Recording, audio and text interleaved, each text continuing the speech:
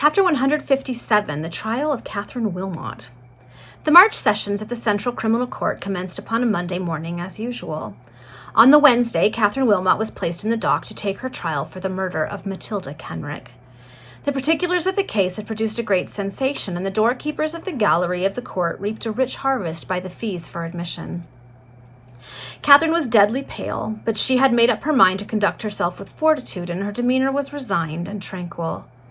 Richard Markham was in the gallery of the court, but his manner was uneasy and anxious. He had heard nothing of Benstead, the policeman, for the preceding 48 hours, and not a fact had that individual communicated to the counsel for the prisoner which might tend to prove her innocence, or even throw doubt upon her guilt.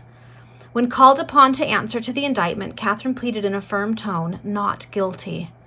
The counsel for the prosecution then stated the case, which was supported by the following testimony. Henry Massey deposed. I am a surgeon and reside in Great Coram Street. One evening early in February, a young female came to my shop and purchased 2 ounces of laudanum. She brought no vial with her. I gave it to her in a vial of my own, which I labeled poison. On the following evening, I was summoned to the house of the Reverend Mr. Tracy. I was introduced into the kitchen, where I found the deceased lying back in her chair quite dead. A young female was there, and I recognized her to be the one who had purchased the poison at my shop. She is the prisoner at the bar. From this circumstance and others which transpired, I suspected her to have poisoned the deceased, and I had her given into custody.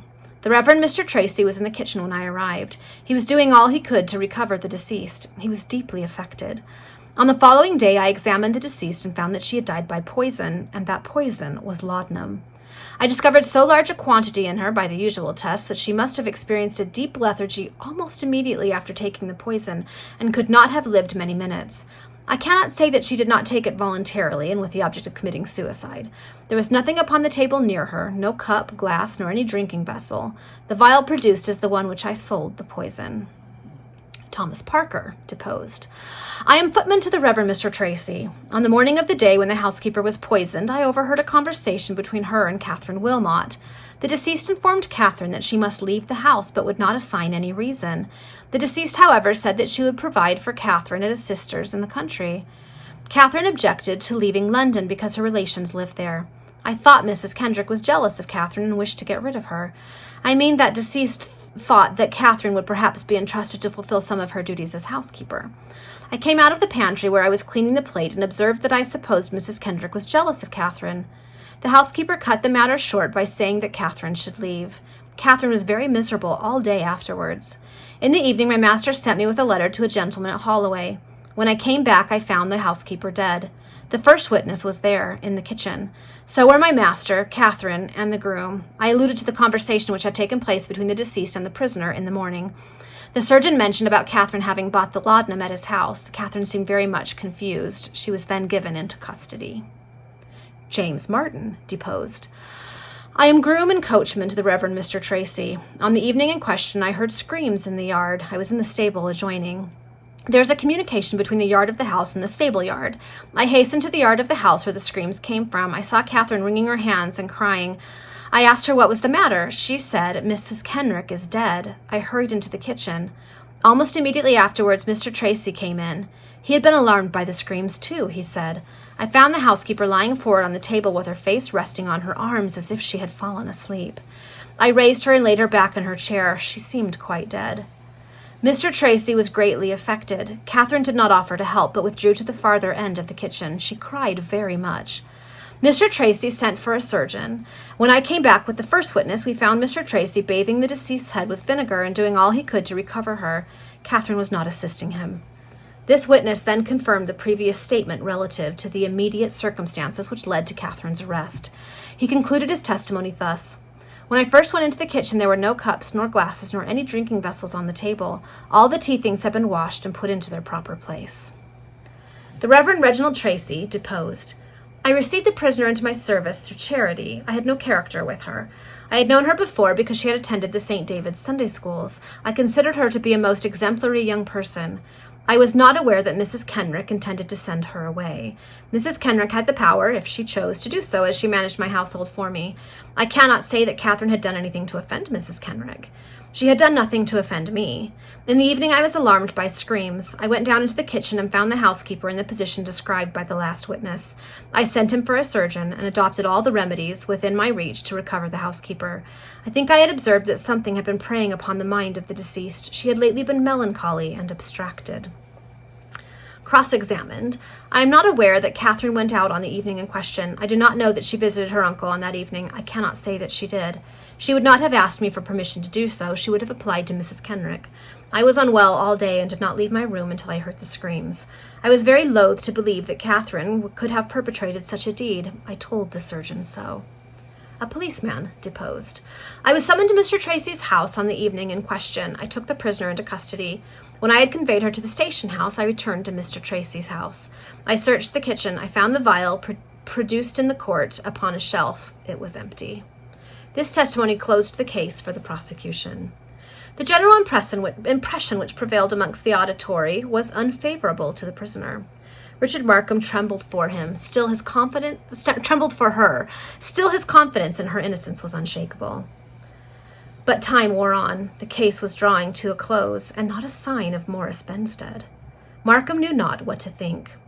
The manner in which Reginald Tracy gave his evidence was a subject of much comment in the gallery. "What an amiable man he appears to be," said one.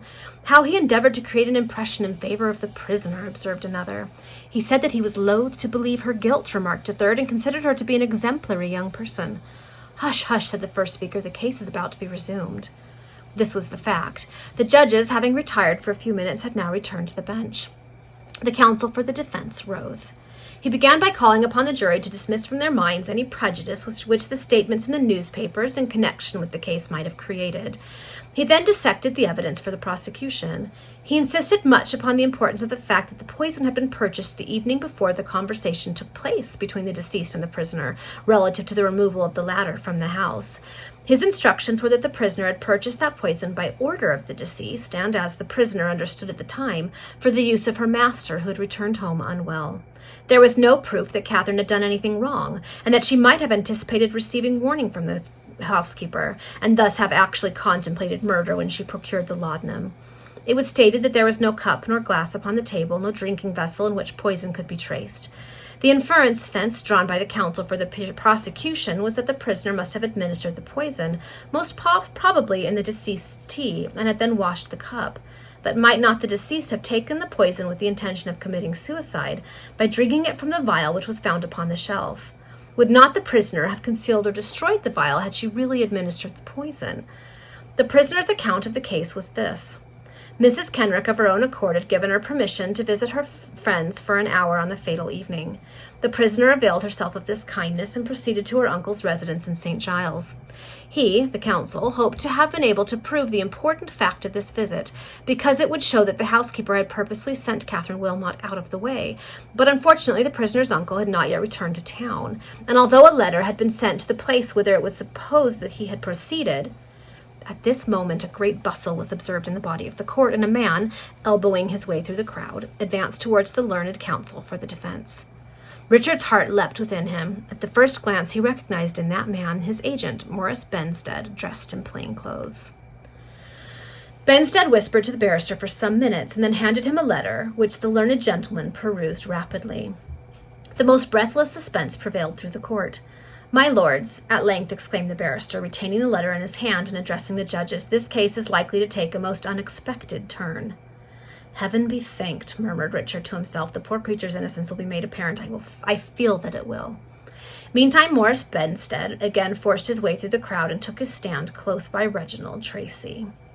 Poor Catherine knew not what all this meant, but her heart beat violently with mingled emotions of hope, uncertainty, and apprehension. "My lords," continued the barrister, "I need not continue my speech in defense of the prisoner. I shall at once proceed to call my witnesses." The anxiety of the audience grew more and more intense. "Jacob Smithers," cried the barrister. The public executioner instantly ascended into the witness box. He was deposed as follows. The prisoner's my niece. She called at my house on the evening alluded to. She remained with me at least half an hour. She did not complain of Mrs. Kenrick, nor did she say that she was to leave the Reverend Mr. Tracy's house. I remember that I was very low-spirited myself that evening, and so I suppose she did not choose to annoy me by saying that she was to leave. Or else perhaps she thought that I would wish her to return home to me if I knew that she was to leave Mr. Tracy's service. I have been to Belfast, where I was detained some days. Then I accepted an engagement to go to the Isle of Man. I never received any letter informing me of what had occurred to my niece. The fact is, I do not go by my right name when I travel in that way, because I have to stop at inns and do not like to be known. That is probably the reason why a letter addressed to me by the name of Smithers did not reach me. I did not see the account of this business in the newspapers until a few days since, when I was in the Isle of Man, and I returned home as quick as possible, only to reach London an hour ago. You may stand down, said the barrister. Then after a pause, he exclaimed, Rachel Bennet. An elderly woman, descended attired in mourning, but evidently in a very sickly state of health, slowly ascended into the witness box. She deposed. I am the sister of the deceased, and reside about 3 miles from Hounslow. I received a letter from my sister early in February. The letter now shown me is the one. This was the same letter which Benstead had given the barrister. On the following day, I received a letter from Mr. Tracy informing me of my sister's death and stating that it was supposed she had been poisoned by a young person then in custody. I was bedridden with illness at the time and was supposed to be dying. I could not therefore come to London nor take any steps in the matter. Someone came to me yesterday and induced me to come to town. The counsel for the defense then passed the letter, which had been placed in his hands by Benstead, to the clerk of the court, by whom it was read. Its contents were as follows. My dear Rachel, I hope this will find you much improved in health. At the same time, I am somewhat anxious at not having heard from you. My present object in writing to you is to request you to receive at your house a young person in whom I am interested and who is at present in Mr. Tracy's service. Catherine Wilmot is a pretty and interesting girl, and it would be unsafe for her to remain here. You know, dear Rachel, that you and I have never had any secrets between us, and I am not now going to break through that rule of mutual confidence which has been the basis of our sincere attachment. The truth is, Mr. Tracy is not what he was. He has fallen from the pinnacle of virtue which he once so proudly occupied, and it was only this morning that I had the most convincing proof of his weakness and folly. Oh, Rachel, I met him and his mistress face to face upon the stairs, but I will not dwell upon this. I sincerely pray to heaven that he may repent and become the good man he once was. I know that this secret will be sacred with you, but I am determined to remove from him all temptations, as far as lies my humble power, and you may now comprehend my motives for sending Catherine Wilmot away from this house. In a word, I shall dispatch her to you by tomorrow's coach, and will write at greater length by her, your affectionate sister, Matilda Kenrick. This letter produced a most extraordinary sensation in the court. The judges, the barrister, the prisoner, and the audience were astounded at this revelation of the weakness of that man whom the world almost worshipped as a saint. Ellen was right, murmured Richard Markham to himself. He is a hypocrite, but I never could have thought it. And what of Reginald himself? The moment the clerk reached that paragraph which proclaimed the astounding fact of his unworthiness, a cold perspiration broke out upon his forehead, and he turned to leave the court. But Morris Benstead caught him by the arm and pointed to a seat. You must remain here, if you please, sir. I am an officer. The rector cast a look of unutterable dismay upon the policeman and fell upon the bench in a state of mind bordering on distraction. Meantime, the case proceeded. The counsel for the prosecution said that he should like to ask Rachel Bennet a few questions. That witness accordingly returned to the box. Why did you not empower someone to produce that letter when the prisoner was examined before the magistrate? Inquired the prosecuting counsel. Because, sir, I did not conceive that it could be of any use. I never for a moment suspected that any other person besides the one accused could have taken away my poor sister's life. My husband proposed to send the letter to the magistrate, but as my sister had written to me in strict confidence, I would not consent to that step. And now, since you have asked me, sir, I will tell you what I really did think, and God forgive me if I have been unjust. We do not want to hear what you thought, exclaimed the prosecuting counsel. You may stand down. No, cried the barrister for the defense. As we are upon the subject, we will have the witness's impressions. I really thought, sir, continued the woman, that the Catherine Wilmot alluded to is perhaps no better than she should be, and had become more intimate with Mr. Tracy than my poor sister suspected. That, I thought, was the reason why she had poisoned my sister, in order to get her out of the way, and for herself to remain at Mr. Tracy's house. But I did not think that Mr. Tracy himself had any hand in the murder, and so I did not see the good of producing a letter which would only expose Mr. Tracy. "Now you may stand down," said the counsel for the prisoner. Then in a loud tone he called, "John Smithers," and Gibbet entered the witness box. His first glance was towards the dock, and that look, rapid and imperceptible to others, conveyed a world of hope to the bosom of poor Catherine. Richard Markham was at a loss to conceive what testimony the boy could bring forward in the prisoner's favor. Everyone present felt the deepest interest in the turn given to the proceedings. The boy stood upon a stool that there was in the witness box, and even then his head was alone visible. His countenance, pale and ghastly through his intense feelings for Catherine's situation, was nevertheless animated with confidence and hope. Amidst a dead silence of awe-inspiring solemnity, he deposed as follows. "I am the prisoner's cousin. She has ever been most kind to me, and I was always happy in her society. When she went to live at Mr. Tracy's house, I thought that I should be able to see her every evening, but on one occasion Mr. Tracy met me and said that I might only visit her on Sundays. I had, however, discovered an obscure corner in his yard where I could hide myself and see all that passed in the kitchen of his house. I went to that corner regularly every evening, Sunday excepted, and remained there an hour, sometimes more. I did not want to pry into what was going on in Mr. Tracy's house. All I cared about was to see Catherine." A murmur, expressive of deep feeling, mingled surprise, sympathy, and admiration, on the part of the audience followed this ingenuous announcement. Many an eye was moistened with a tear, and even the judges did not look angrily when that murmur met their ears. Gibbet continued. "One evening when I was concealed in the corner, I saw Mrs. Kenrick address something to Catherine which I could not hear, but immediately afterwards Catherine put on her bonnet and went out. As I had sometimes seen her do so before and return very shortly thereafter, I thought she had merely gone to execute some little commission, and I remained where I was. Although Catherine used to pass through the yard and close by me, when she went out in that manner I never spoke to her, for fear she should reprove me for what she might think was watching her actions. Immediately after she was gone, Mrs. Kenrick laid the tea things, and in a few minutes Mr. Tracy entered the kitchen. He and the housekeeper sat down to tea. Mrs. Kenrick was pouring out the tea when Mr. Tracy said something which made her pause. She then put down the teapot, fetched a coffee biggin, and made some coffee. She filled 2 cups and then turned towards the shelves to fetch a small jug, which I thought contained milk. But while her back was turned, I saw Mr. Tracy hastily put his hand into his waistcoat pocket, and then as rapidly advance his hand to Mrs. Kenrick's cup. All that was the work of only one moment, and I could not distinctly see why he did so. In fact, I did not think much of it until afterwards. Mrs. Kenrick resumed her seat, and she and Mr. Tracy drank their coffee. I observed that Mrs. Kenrick took no milk and drank hers very quickly. In a short time I saw her head begin to nod as if she was sleepy. She got up and walked about. Then she sat down again and placed her arms on the table as if to support herself. In a short time her head fell forward on her arms. I felt a little alarmed, but still scarcely knew why. Mr. Tracy watched her for some minutes after she had fallen forward in that manner, and then bent down his head to look at her face. In another moment he rose, and to my surprise washed up all the things on the table, and placed them upon the shelves. Then I began to fear that something was wrong, and I stole away. When I got home, I found my father rather cross with me for staying out, and I was afraid to tell him what I had seen. Early the next morning we left for Ireland, and I never had courage to speak to my father upon this subject until we read the account of the murder and of Catherine's arrest. That was in the Isle of Man. The reader may imagine the profound sensation which this narrative created. Richard Markham was literally astounded.